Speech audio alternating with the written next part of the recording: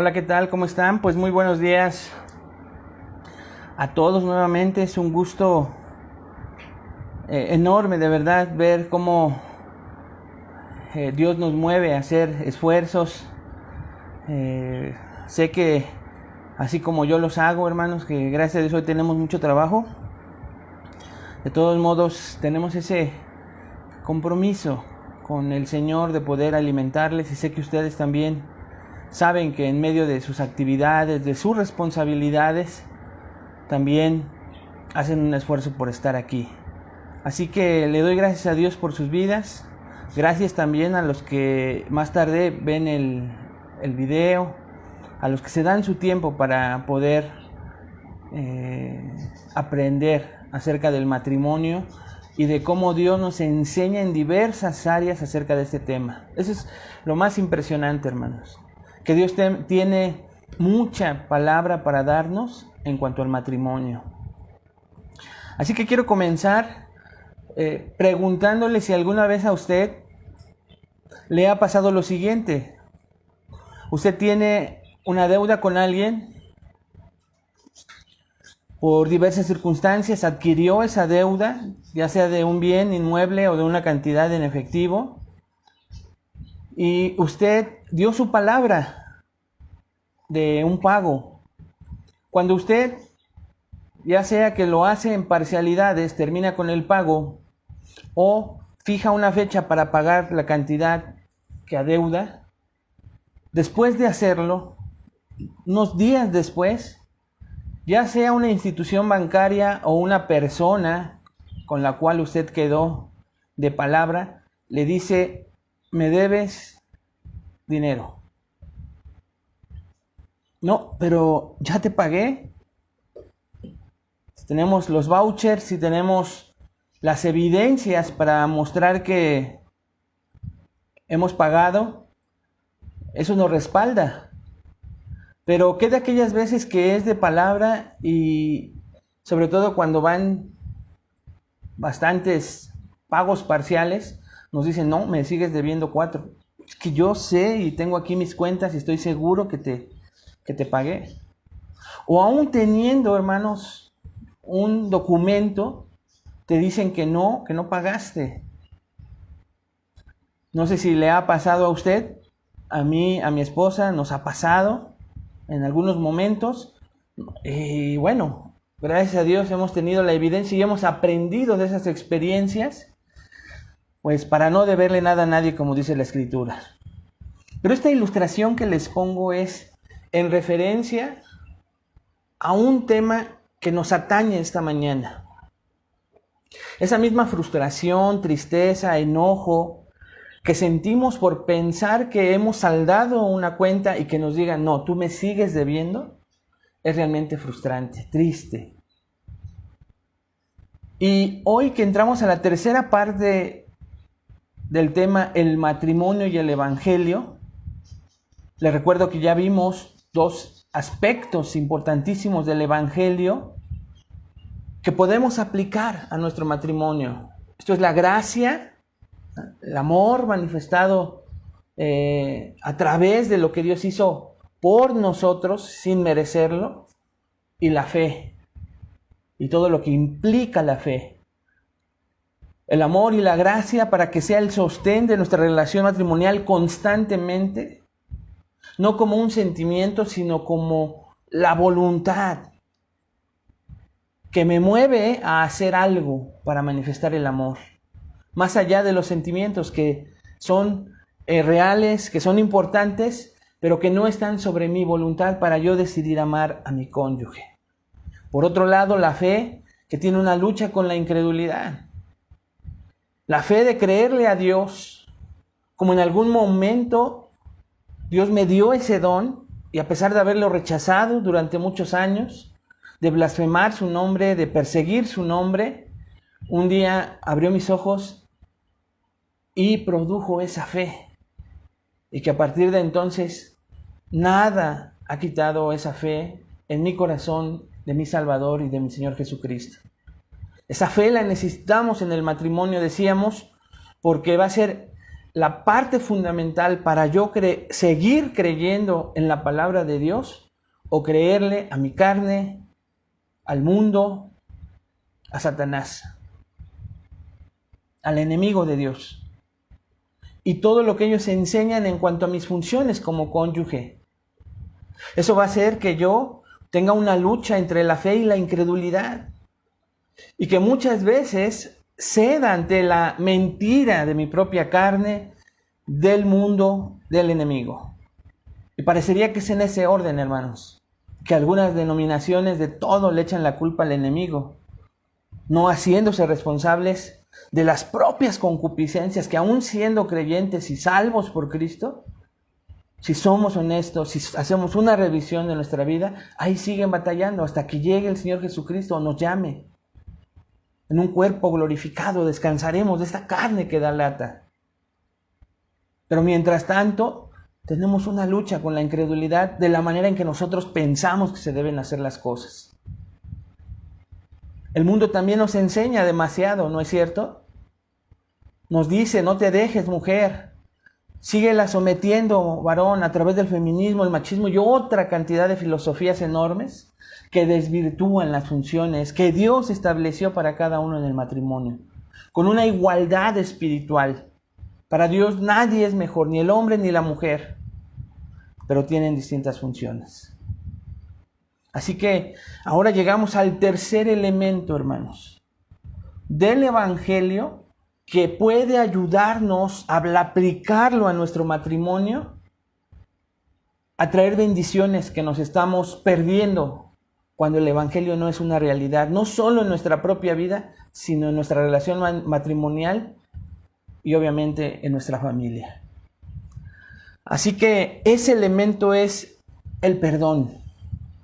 Y lo dejamos para un tema de una sola clase, porque creo, hermanos, que es sumamente importante aprender o recordar aspectos acerca del perdón. Yo sé que va a decir o está pensando, ya sé mucho acerca del perdón, pero la intención de este estudio es que usted, si sabe mucho, evalúe cuánto está aplicando a su vida. Evalúe cuánta congruencia hay entre lo que usted conoce, lo que usted dice saber intelectualmente y lo que realmente usted practica. Usted le enseña al mundo, lo que usted le enseña a sus hijos, a sus familiares, a su propio cónyuge. ¿Es a la par lo que conozco, lo que digo conocer? ¿O será que Dios se equivoca en que me está volviendo a enseñar en cuanto al tema del perdón? Que me está volviendo, el perdón, veo la próxima, lo veo en la semana. No, hermanos. No deje que la carne le sujete a pensamientos equivocados. Estoy seguro, hermanos, estoy seguro de una cosa. De que usted esta semana está luchando con el perdón para con su cónyuge. De que tal vez esta semana que pasó estuvo luchando y Dios le ayudó, Dios le está sosteniendo, usted no está practicando el pecado, no está practicando la falta de perdón. O escuche lo siguiente, va a luchar en estos días posteriores con la falta de perdón. Recuerde que estamos unidos a un pecador igual que nosotros. Recuerde que ese pecador, aunque sea cristiano, se sigue equivocando. Ese hombre o esa mujer están en un proceso de santificación como usted lo está. Y normalmente a quienes afectamos con nuestro pecado en esa dimensión de relación, pues es nuestro cónyuge, nuestros hijos y de ahí hacia afuera. Entonces, el perdón es algo que nunca dejamos de aprender en las Escrituras porque es un sello, una característica de un verdadero creyente. ¿Por qué le digo que es importante usted evalúe a la luz de la palabra de Dios si usted sabe y practica? Hay varios versículos que vienen a mi mente en este momento, Por ejemplo, Corintios dice que evaluemos para ver si estamos en la fe, que consideremos, no es pecaminoso, no es religioso, no es legalista. Hay que ver, hay que examinar, hay que escudriñar si estamos en la fe. También Jesús era enfático con los fariseos para decirles que el que enseña cosas y no las practica será llamado pequeño en el reino de los cielos. Entonces, pero quiero que vaya a un pasaje en específico allá en Hebreos. Hebreos capítulo 2, versículo 1. Escuche lo que dice el autor de Hebreos. En el capítulo 2, el autor de Hebreos está mostrando a Jesús como hombre, como superior a los ángeles y a todo lo creado en el universo. Capítulo 1, el autor muestra a Jesús, Dios, el Hijo de Dios, Dios encarnado, como superior a todo. Pero en el capítulo 2 habla de Jesucristo, el hombre, que aún siendo hombre, va a terminar siendo superior a los ángeles, aunque haya hecho por un tiempo haya sido hecho un poco menor a los ángeles. Pero el capítulo 2 comienza con una advertencia seria, hermanos, que quiero que usted escuche. Por tanto, es necesario que con más diligencia atendamos a las cosas que hemos oído, no sea que nos deslicemos. Por tanto, debido al capítulo 1, es necesario que con más diligencia, con más ahínco, con el que ya lo estamos haciendo, atendamos, prestemos atención a las cosas que hemos oído, a las cosas que usted ha oído. Prestar atención es obedecer. ¿Le ha usted dicho alguna vez una instrucción, le ha dado una instrucción a su hijo y parece que no lo escuchó, no atendió? Usted ha dado cuenta porque él sigue haciendo sus cosas como si no lo hubiera escuchado. Pero cuando levanta la voz, cuando es más enfático en la instrucción, el hijo obedece. Eso es atender las cosas con más diligencia. Pero vea la última frase, no sea que nos deslicemos. Este deslicemos es un término náutico, marítimo, que hablaba de una nave a la deriva, que tenía una ruta establecida, pero de repente se encuentra perdida. No está hablando de que se pierde la salvación para nada. Está hablando, hermanos, el autor de Hebreos, a no creyentes que en todas las iglesias existen, que están sirviendo, que han estado sentados, congregándose cada domingo, pero que la marca característica es que no están prestando con diligencia atención a lo que han oído. No les importa obedecer. Creen como los demonios, que creen y tiemblan. Tienen un conocimiento intelectual, entienden la salvación, entienden quién es la persona de Jesucristo, entienden la palabra de Dios intelectualmente, pero hermano, escuche, no practican, no obedecen. Y de esos hay en todas las iglesias. Así que el tema del perdón es un sello característico de la persona nacida de nuevo. Es algo que el cristiano está haciendo continuamente. Es algo que el cristiano está practicando continuamente. Acompáñenme por favor a Mateo capítulo 18. Mateo capítulo 18. Versículos 21 al 35. Sé que vamos a leer un poquito, pero créame que va a ser de gran bendición. Mateo, capítulo 18, versículos 21 al 35.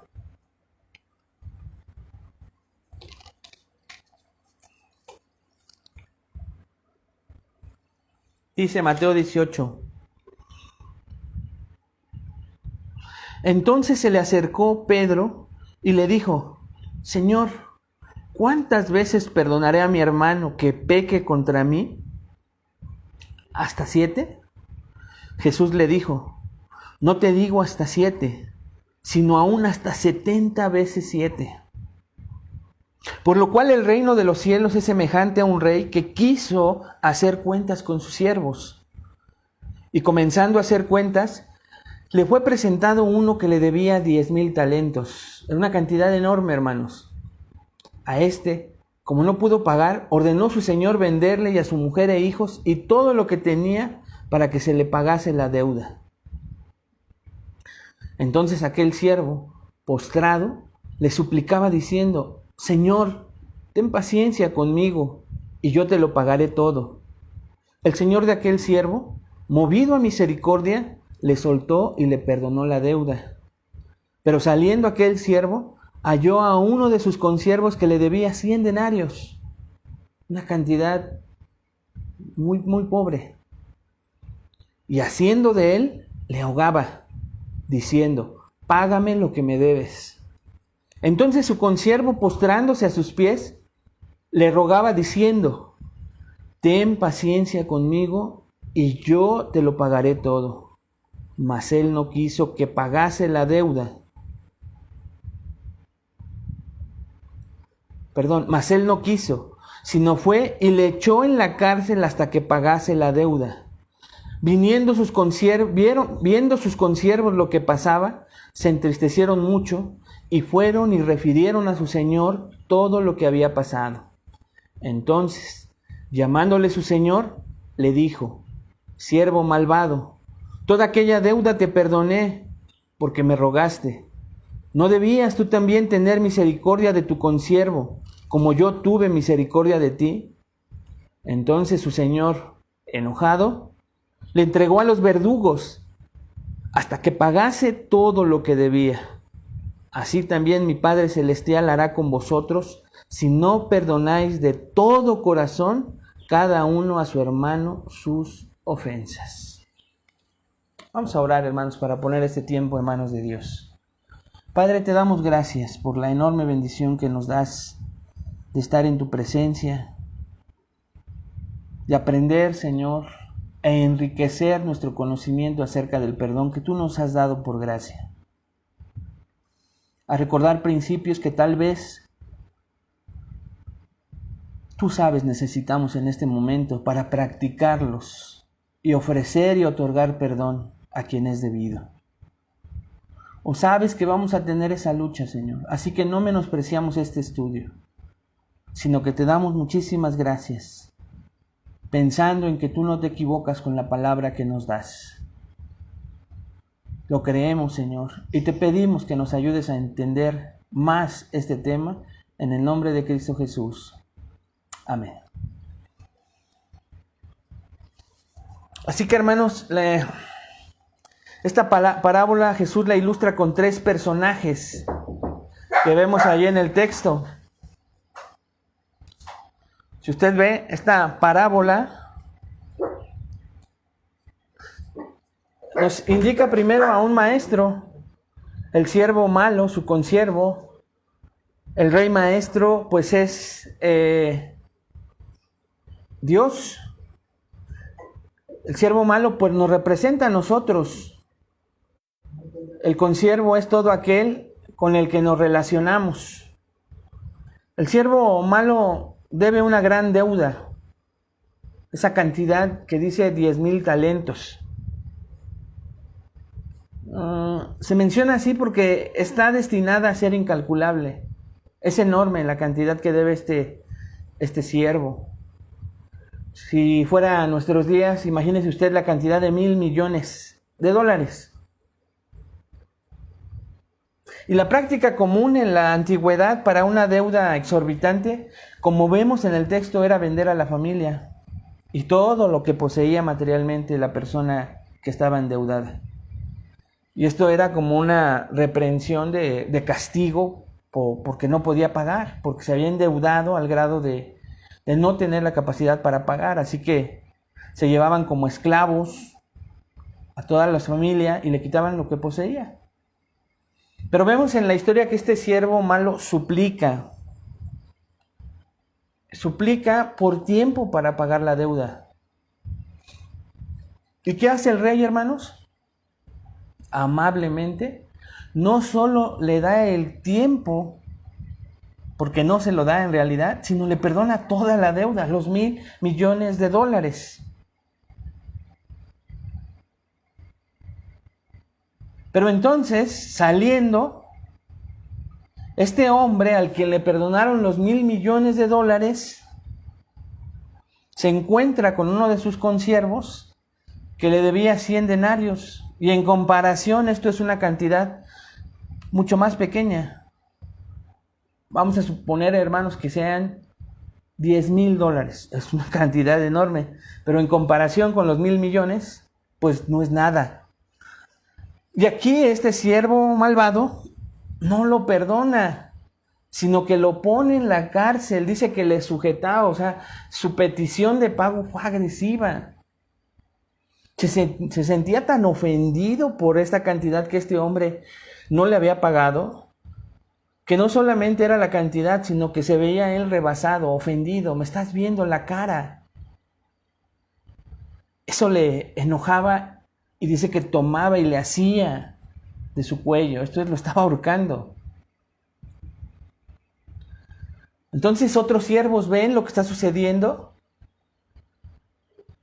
Seguramente estos siervos habían escuchado lo que había hecho el rey con este consiervo malvado, y van y le cuentan al rey. Y entonces llaman a este siervo malvado, y el rey ahora está enojado, le pregunta: ¿no debías tú también tener misericordia de tu consiervo, como yo tuve misericordia de ti?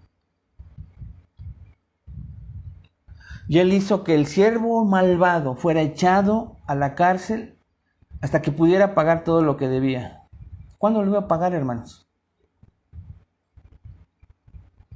Ahora bien, ¿cuál es el punto de la parábola? ¿Qué podemos rescatar en nuestro estudio? Si no exhaustivamente, que sería una gran bendición, lo que sí podemos ver es que la historia nos motiva a maravillarnos de Dios, ¿no es cierto?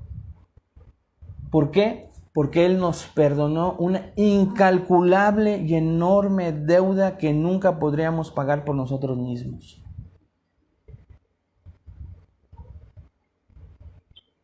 Eso debe inspirar alabanza a Dios por lo que ha hecho por nosotros en nuestra salvación. Uno de los propósitos entonces de esta parábola es maravillarnos con la salvación tan enorme que hemos recibido y de la deuda tan enorme que ha sido saldada a través del sacrificio de Jesús. Los pecadores perdonados perdonan el pecado entonces. La enorme deuda que Dios perdonó por nuestro pecado debe motivarnos a nosotros perdonar. Hermanos, esto solamente por comparación. ¿Qué debemos de perdonar? Las deudas mucho más pequeñas que nuestros amigos, hermanos, familiares, cónyuges hayan cometido contra nosotros. Un comentarista llamado Dave Harvey lo resume bien de la siguiente manera. Escuche: la apreciación de una masiva deuda perdonada, nuestro pecado contra un Dios santo. Imagínense, el Dios santo con una manchita tendríamos para no estar frente a su santidad, pero no debemos una manchita, estábamos salpicados de pecados, hermanos. Dice, formó la base y punto de partida para nuestro perdón hacia otros. Esto es en comparación de las ofensas mucho más pequeñas. Sin el entendimiento de la profundidad de nuestro pecado contra Dios y las riquezas de su perdón hacia nosotros, repito esta frase, hermanos, sin el entendimiento de la profundidad de nuestro pecado contra Dios y las riquezas de su perdón hacia otros, nunca seremos capaces de perdonar a otros. Continúa el comentarista y dice, extender el perdón verdadero es una evidencia clara y convincente de que hemos sido perdonados por Dios. La conclusión es que pecadores perdonados perdonan el pecado. Fin de la cita. Así que, hermanos, si nosotros no tenemos el pleno conocimiento, entendimiento de la profundidad de nuestro pecado contra Dios, que ha sido completamente saldado, nunca seremos capaces de perdonar a otros. Ahí comienza la reflexión de un creyente verdadero para que aun que haya recibido una ofensa enorme, la más grande que alguien pueda cometer, no se compara a lo que a mí se me perdonó. Y aquí la carne empieza, hermanos. No, pero es que tú no sabes lo que me ha hecho mi cónyuge.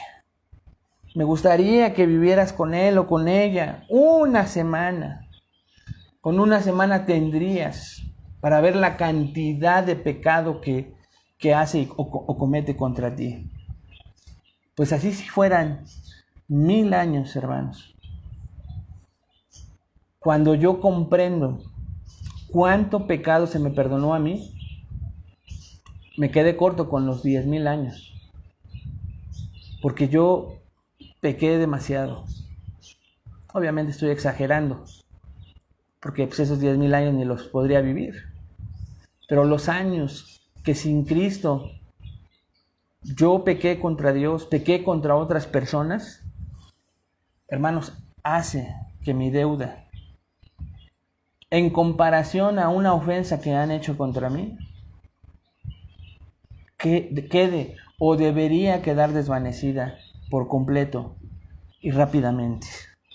Pero cuando yo no comprendo cuánto se me perdonó, entonces comienzo a enaltecerme y el orgullo comienza a hacerme pensar que yo jamás ofendí a Dios de la manera en que otra persona me está ofendiendo, me ofendió. No, yo jamás hice eso contra Dios. Esta persona, lo que me hizo mi cónyuge, mi esposo, mi esposa, esa sí es una ofensa grave. Aparte de que es mentira y una exageración, el grado de orgullo que tenemos es tan enorme que no nos damos cuenta que a nosotros se nos ha perdonado más. Entonces empezamos a actuar fariseicamente. Escucha, hermano, si una persona no está dispuesta a perdonar, demuestra dos cosas en particular. Número uno, demuestra que la misericordia de Dios no ha transformado su corazón ni su vida. Ahí en nuestro pasaje lo vemos, vea versículo 32 y 33. ¿Qué vemos cuando una persona no está dispuesta a perdonar? Que la misericordia de Dios no transformó su corazón, no lo ha hecho, no ha transformado su vida. Vea nuestra historia. Entonces, llamándole a su señor, le dijo: siervo malvado, toda aquella deuda te perdoné porque me rogaste. ¿No debías tú también tener misericordia con tu consiervo, como yo tuve misericordia de ti? Hermano, hermana, matrimonios, ¿no deberías tener misericordia como Dios tuvo de ti? Ok. En segundo lugar, estas personas demuestran que ellos serían responsables de pagar las consecuencias por sus propios pecados. Ellos serán responsables de pagar la deuda si no están dispuestos a perdonar. Versículos 34 y 35. Entonces su señor enojado le entregó a los verdugos hasta que pagase todo lo que debía. Él sí iba a ser responsable, encarcelado, e iba a ver la manera en cómo encarcelado no iba a salir de ese lugar hasta que pagase toda la deuda. Nada de los convenios que a ver si me condonan algo. No, hermanos, hasta que pagara los $1,000,000,000. Así también dice versículo 35. Mi Padre Celestial hará con vosotros si no perdonáis de todo corazón cada uno a su hermano sus ofensas. La prisión es una referencia al castigo eterno que el siervo malvado merece. Pero también toda persona que no perdone. Vamos a ver una definición de perdonar que intentamos sacar.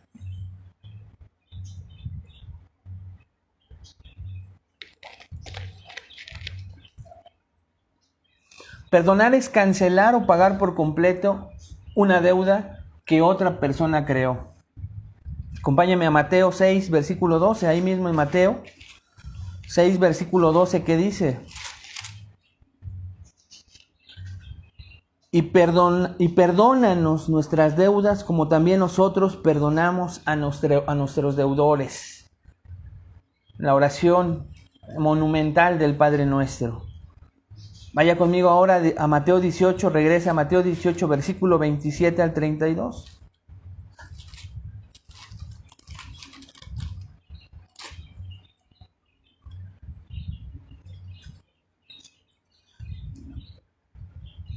Dice Mateo 18, 27 al 32. El Señor de aquel siervo, movido a misericordia, le soltó y le perdonó la deuda. ¿La qué, hermanos? La deuda. Pero saliendo aquel siervo halló a uno de sus consiervos que le debía 100 denarios. ¿Que le qué? Le debía. Y haciendo de él, le ahogaba diciendo, págame lo que me debes, la deuda. Entonces su consiervo, postrándose a sus pies, le rogaba diciendo, ten paciencia conmigo y te lo pagaré todo. Hay una deuda, se sigue repitiendo. Mas él no quiso, sino fue y le echó en la cárcel hasta que pagase la deuda en la cárcel. Viendo su consiervo lo que pasaba, se entristecieron mucho y fueron y refirieron a su señor todo lo que había pasado. Y esto ya lo leímos. Entonces, llamándole a su señor, le dijo, siervo malvado, toda aquella deuda te perdoné, tú también, no, porque me rogaste. Entonces, la deuda o esa parte de responsabilidad que se tiene con una persona, podríamos decir que perdonar es cancelar por completo, pagar por completo una deuda que otra persona creó. La deuda es una deuda de relación personal. ¿Qué significa esto? Que es una lucha entre dos personas. Esto es lo que significa la deuda, una lucha entre dos personas causada frecuentemente por el pecado cometido el uno contra el otro. Pero el perdón, o cuando perdonan, están liberando. Entonces están dejando sin responsabilidad, están cancelando la deuda del pecado que uno cometió contra el otro. El perdón se ofrece libre e incondicionalmente. Es inmerecido, y no puede ser ganado.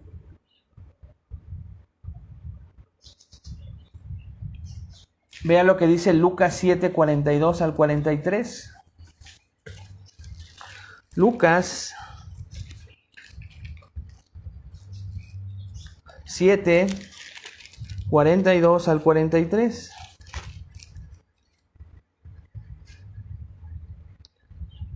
Y no teniendo ellos con qué pagar, perdonó a ambos. Di pues, ¿cuál de ellos le amará más? Vamos a leer desde el 41, perdón. Un acreedor tenía dos deudores. El uno le debía 500 denarios y el otro 50. Y no teniendo ellos con qué pagar, perdonó a ambos. Di pues, ¿cuál de ellos le amará más? Respondiendo Simón, dijo, pienso que aquel a quien perdonó más. Y él le dijo, rectamente has juzgado. ¿A quién entonces se le perdonó más? Al que debía más. ¿Por qué? Porque esta persona que debía más se siente todavía más agradecido con quien le perdonó. Esto lo podemos ejemplificar ahora cuando tenemos una deuda económica. Imagínese que le hablara la persona a la que usted le debe, el banco, la institución, la tienda, etcétera, y en esa llamada le dijeran, todo lo que debes está saldado. Tal vez usted podrá decir, bueno, yo no tengo ninguna deuda, ¿no? Pero ¿qué tal una deuda emocional en cuanto al perdón? Una persona que tal vez dejó de hablarle hace años, que usted sabe, no le perdonó, pero recibe una llamada de esa persona y le dice, ¿sabes qué? He estado mal, quiero comunicarme contigo, quiero tener una relación contigo, quiero volver a platicar contigo. Estoy seguro que en ambos casos estaríamos contentos, gozosos, alegres, ¿no es cierto? Entonces, ¿qué implicaciones tiene esto en el matrimonio, hermanos? Quisiera ver más versículos en cuanto a lo que la palabra de Dios nos habla del perdón, pero ¿qué implicaciones tiene para el matrimonio? Primera implicación del perdón. Este elemento básico y elemental en el Evangelio que transformó nuestras vidas cuando lo recibimos de parte de Dios. ¿Cómo lo aplico en mi matrimonio? Bueno, número 1, el perdón es tanto una decisión como un proceso. El perdón en el matrimonio es una decisión como un proceso. El perdón, hermanos, es una decisión consciente que usted toma para cancelar la deuda relacional que alguien le debe. Es también un proceso, es decir, no siempre estamos listos para perdonar de manera inmediata. A veces le toma tiempo a nuestro corazón trabajar y luchar para llegar a una mejor posición donde estamos listos para ofrecer un perdón completo. Ah, caray.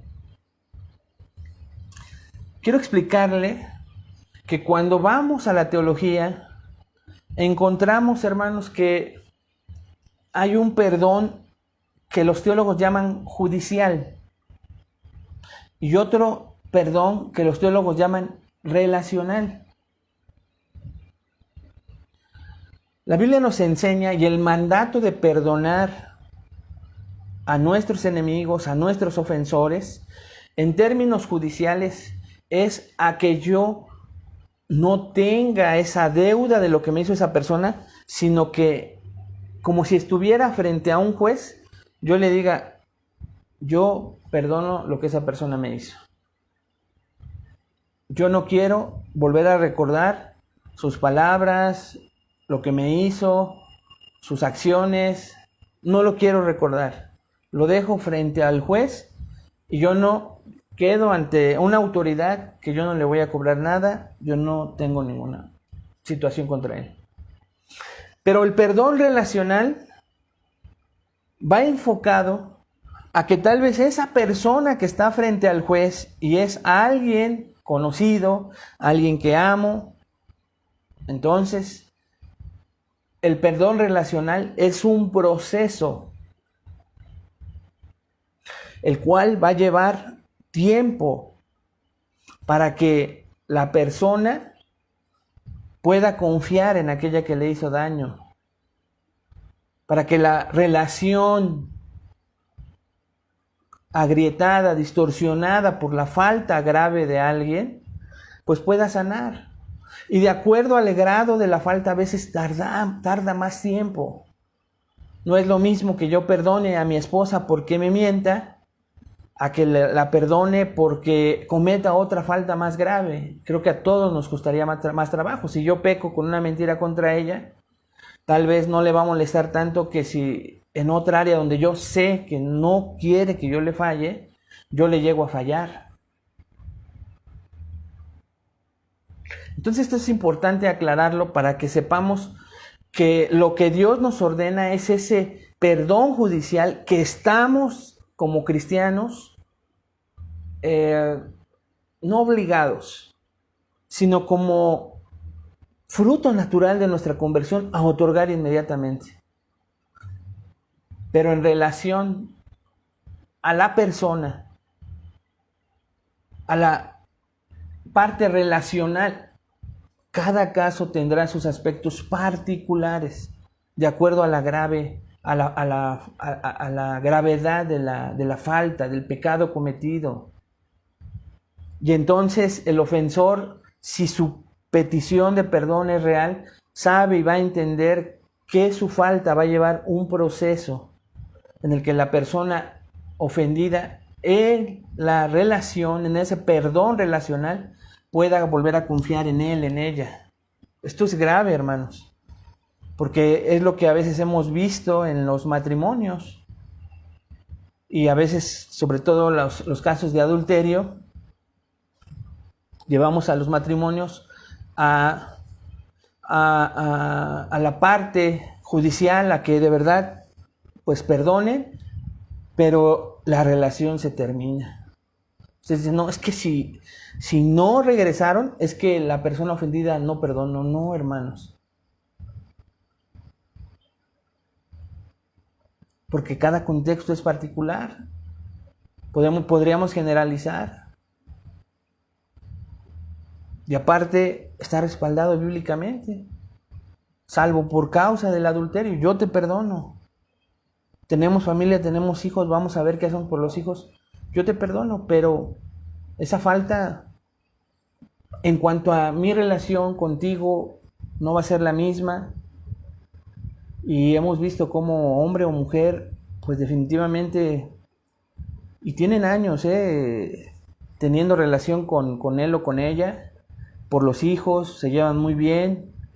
Esa relación se va restaurando, pero a distancia. Ya sea que uno o ambos rehagan su vida, pero esa relación se rompió a tal grado en la relación que fue difícil poder volver a confiar en la persona. Por eso tenemos que tener muchísimo cuidado con ese tipo de pecados.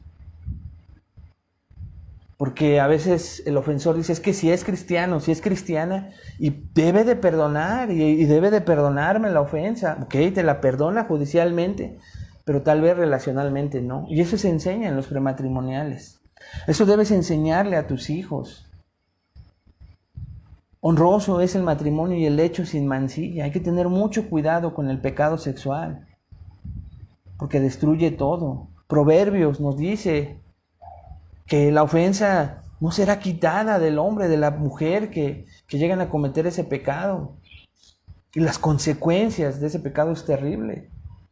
Hoy vemos cómo, pues muchos de nosotros, hermanos, hemos judicialmente perdonado a nuestros ofensores, judicialmente hablando, porque no tenemos nada contra las personas que hayan cometido en nuestras antiguas relaciones, infidelidades, adulterios, etc. Pero hoy no podemos tener una relación. Se terminó la relación que pudiera haber. Y mucho menos si no está Cristo en medio de esas relaciones, ¿no? ¿Se da cuenta de esto, hermanos? Muy importante. Muy importante. Entonces, el mandato a los cristianos es ese perdón judicial.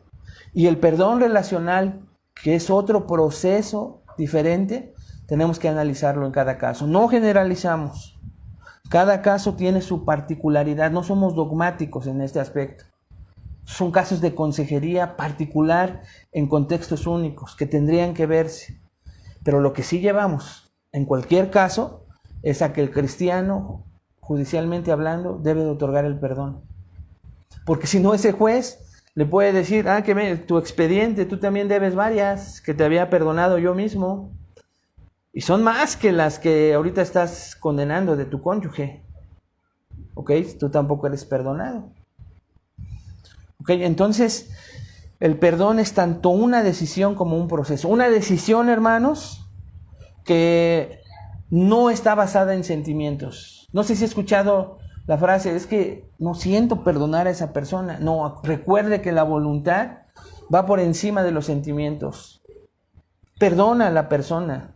Sáldale la deuda. Libérala de lo que te hizo. Más hoy entendiendo que el proceso de restauración en tu relación con esa persona va de acuerdo a la falta cometida. ¿Qué significa entonces esto para nuestros matrimonios? Mientras estoy continuamente abogando por mantener las cuentas claras en el matrimonio, tampoco quiero que alguien exprese perdón hasta que sea algo realmente serio.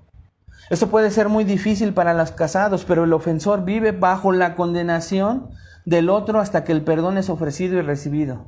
Es por eso, hermanos, que queremos perdonar lo más rápido posible. Lo más rápido posible. Perdonar, en segundo lugar, es costoso. No es fácil. Casi siempre es difícil perdonar. Cuando cancelas una deuda, simplemente esta, pues no desaparece, ¿verdad? Así.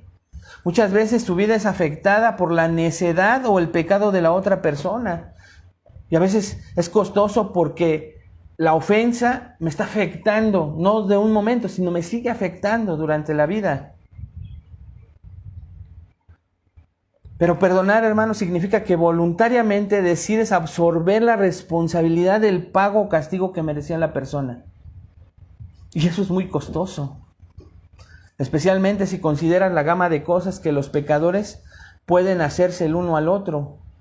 Tanto pequeños pecados, olvidando recoger algo en la tienda, de regresar a casa, se me olvidó, es que no era importante para ti, ¿por qué lo haces? Si te lo encargué de verdad y fui enfática, fui clara, pero es que se me olvidó. O grandes cosas, como hablábamos del adulterio, ¿no?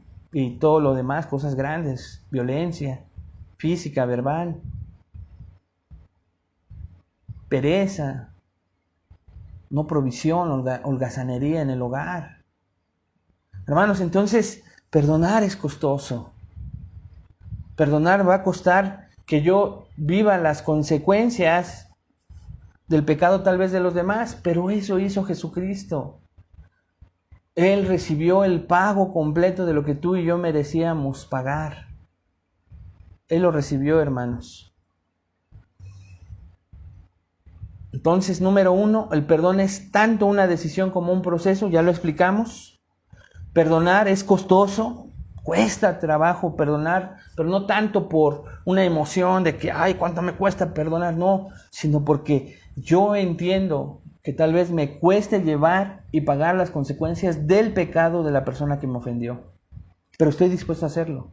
Como Cristo estuvo dispuesto a cargar esa cruz, a cargar esa corona en su frente, a que le fueran puestos esos clavos en sus manos, en sus pies, a que laceraran su costado, a que lo apuñetearan en el cuerpo, en la cara, que lo latiguearan, a que le sacaran pedazos de carne, porque eso costaba mi pecado.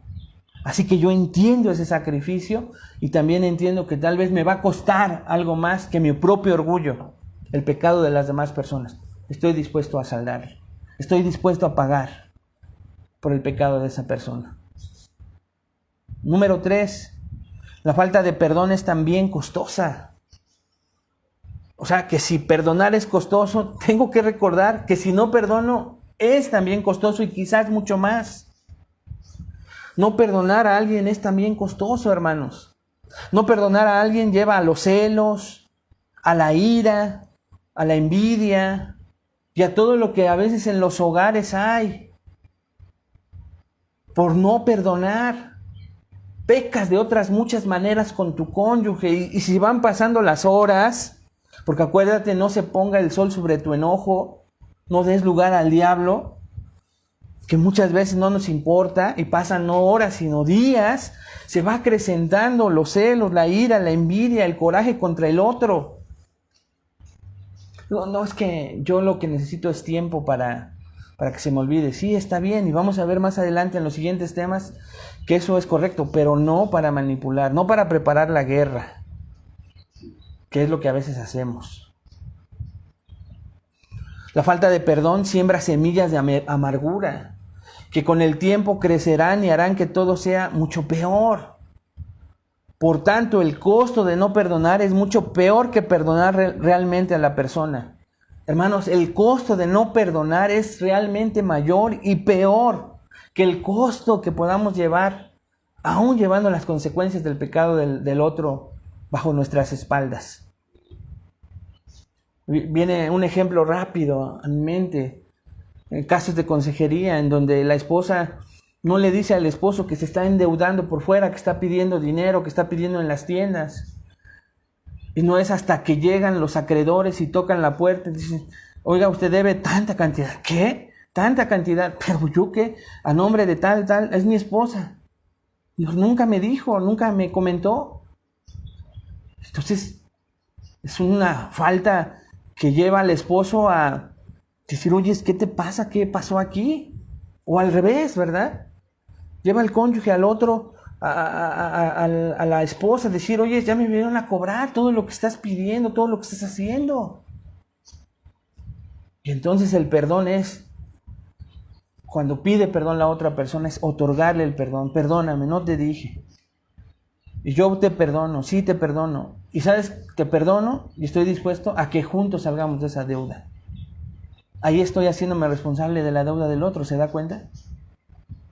Pero eso, aunque es costoso, es menos costoso que la falta de perdón, hermanos. No perdonar a alguien es un mover peligroso porque es espiritual y relacionalmente destructivo para tu corazón. ¿Qué nos impide perdonar, hermanos? ¿Qué nos impide perdonar entonces? Hay más puntos, pero hoy vamos a dejarle aquí.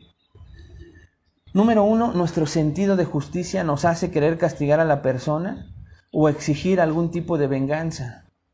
Si usted sabe por qué la falta de perdón es costosa y a veces no queremos perdonar, es porque nuestro sentido de justicia, o sea, ese fariseo y escriba que traemos dentro, nos hace querer castigar a la persona a nosotros ser los jueces.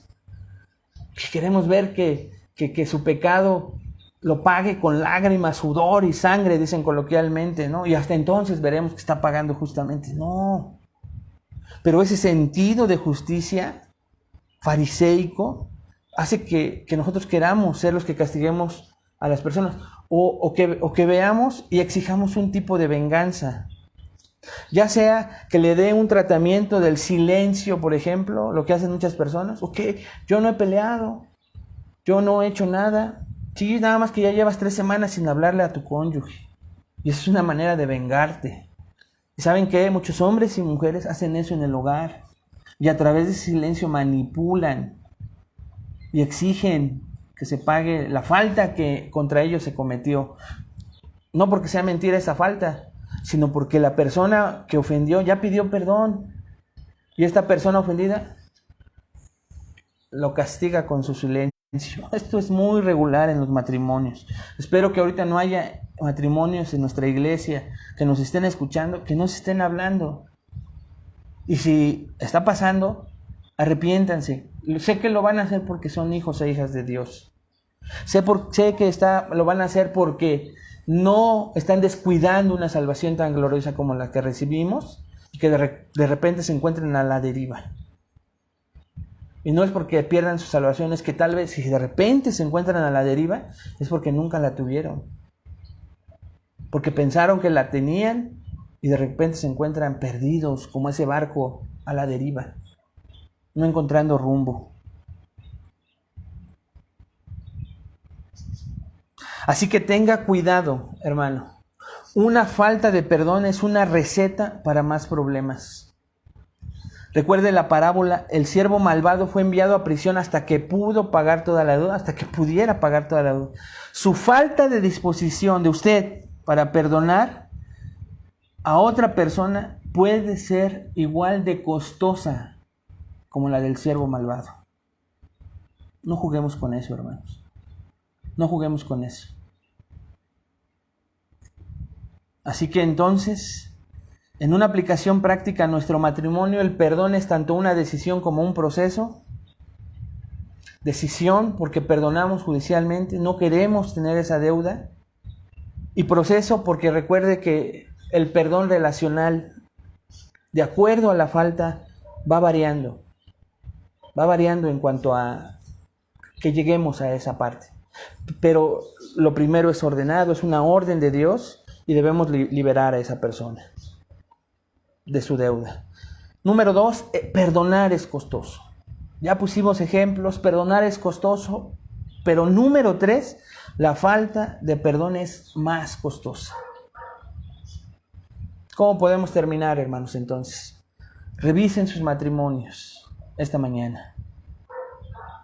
Hermanos, de verdad, y la oración más profunda de mi corazón es que no tengamos matrimonios divididos, en silencio, con amargura, llenos de venganza, acumulando rencor.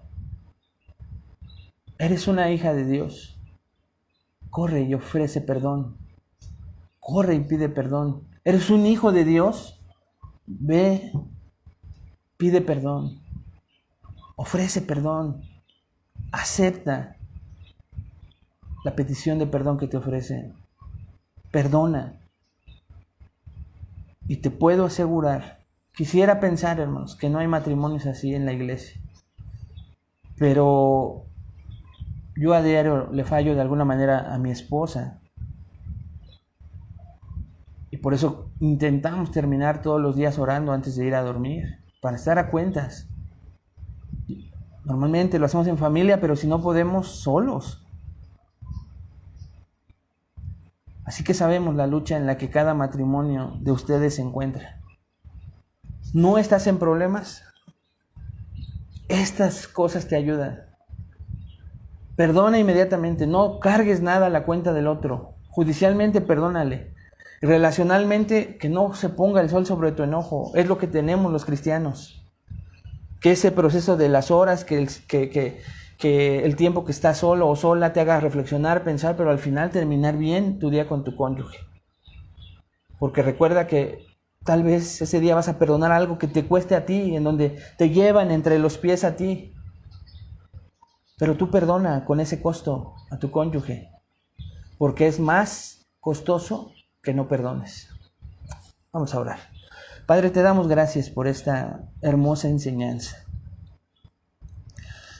Gracias, Señor, porque nosotros muchas veces nos encontramos como este siervo malvado.